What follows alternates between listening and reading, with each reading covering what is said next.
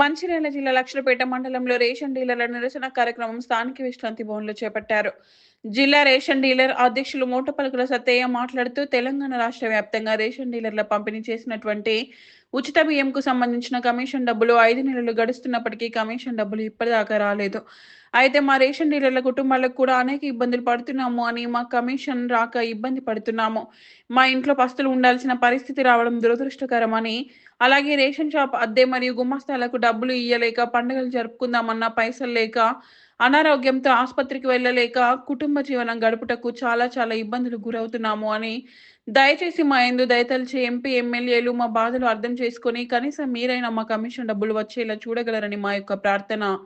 అట్లాగే మేనిఫెస్టోలో పెట్టిన విధంగా కమిషన్ 300 రూపాయలు, గౌరవ వేతనం 5,000 రూపాయలు ఇచ్చే విధంగా రాష్ట్ర ముఖ్యమంత్రి వర్యులకు విన్నవించి ప్రవేశపెట్టే విధంగా చూడాలని రేషన్ డీలర్లు సమావేశంలో మాట్లాడడం జరిగింది అని తెలిపారు.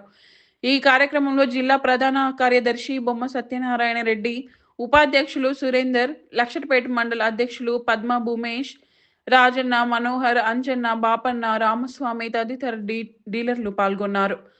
మోటపల్కుల సత్తయ్య, జిల్లా అధ్యక్షులు బొమ్మ సత్యనారాయణ రెడ్డి, జిల్లా ప్రధాన కార్యదర్శి సుధమామల కృష్ణ తదితరులు పాల్గొన్నారు.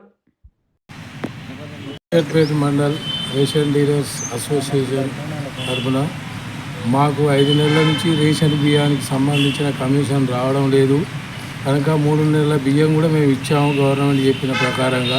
అంతకుముందు 2 నెలలు కూడా రావాలి. ఏప్రిల్, మే, జూన్, జూలై, ఆగస్టు 5 నెలల నుంచి రేషన్ బియ్యం డిస్ట్రిబ్యూషన్ చేసాము. మాకు కమిషన్ అనేది రావడం లేదు. ఎందుకంటే మేము అమాలి ఉంటాయి, గోదాములో రేషన్ మనకు వర్కర్స్ ఉంటారు, మాకు అన్ని విధాలు ఉంటుంది. ఎందుకంటే మా పరిస్థితి కూడా గవర్నమెంట్ ఆలోచించి మాకు తొందరనే రిలీజ్ చేయాలని మేము కోరుకుంటున్నాం. ఎందుకంటే గవర్నమెంట్ ఎంప్లాయీస్లకు నెలకు జీతాలు వస్తున్నాయి. అయినా మేము 5 నెలల నుంచి ఆగుతున్నాం అంటే మాకు సాలని జీతాలు మాకు ఏం లేవు. కమిషన్ మీద బతకడమే కనుక ఇప్పుడు 5 నెలల నుంచి మేమే లేబర్ ఛార్జ్ ఇచ్చుకుంటున్నాం, కమిషన్ ఇస్తున్నాం, అమాలి మేమే ఇస్తున్నాం, వర్కర్స్కు రూమ్ కిరాయిస్ అన్ని ఇస్తున్నాం. కనుక దయచేసి సివిల్ సప్లై మినిస్టర్ కానీ మరియు రేవంత్ రెడ్డి కానీ కాంగ్రెస్ ప్రభుత్వంలో ఎవరున్నా సివిల్ సప్లైకి సంబంధించిన వాళ్ళు ఈ 5 నెలల కమిషన్ మాకు వచ్చేటట్టు చూడాలని మేము లక్షపేట మండలం నుంచి కోరుకుంటున్నాం. మంచిర్యాల జిల్లా మరి లక్షపేట పట్టణంలో లక్షపేట రేషన్ డీలర్ల ఆధ్వర్యంలో ప్రత్యేక విలేకరుల సమావేశ సందర్భంగా సమావేశం నిర్వహించడం జరిగింది.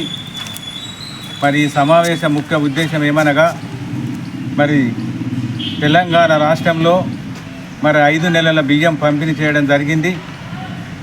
అందులో భారతదేశంలోనే ఒక 3 నెలల రైసు ఒక్క చిన్న పొరపాటు లేకుండా మరి తెలంగాణ రాష్ట్రం తరపున మరి పేద ప్రజలకు పంపిణీ చేయడం జరిగింది. మరి 5 నెలల నుండి మరి తెలంగాణ రాష్ట్రంలో ఏ డీలర్ కానీ ఇప్పటి వరకు 1 నెల కమిషన్ ఇవ్వడం లేదు.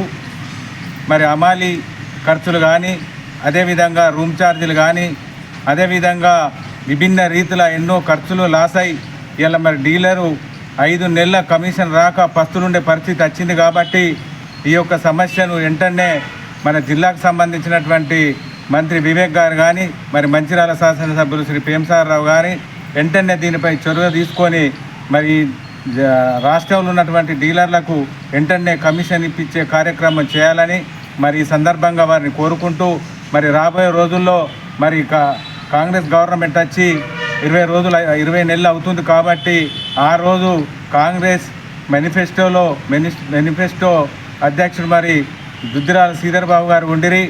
వారు మరి గౌరవ వేతనం 5,000 ఇస్తామని వారు ప్రామిస్ చేశారు.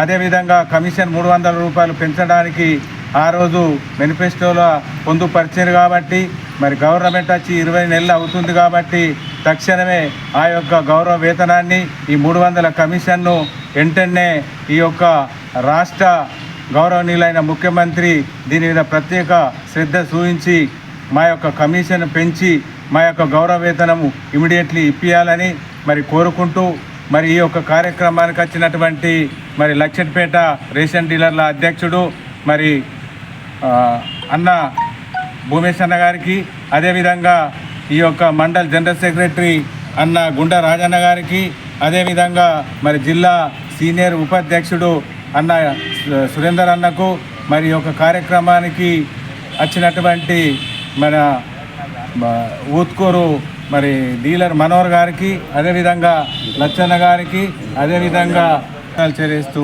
ఈ అవకాశం ఇచ్చిన అందరికీ నమస్కారం తెలియజేస్తూ ముగిస్తున్నాను.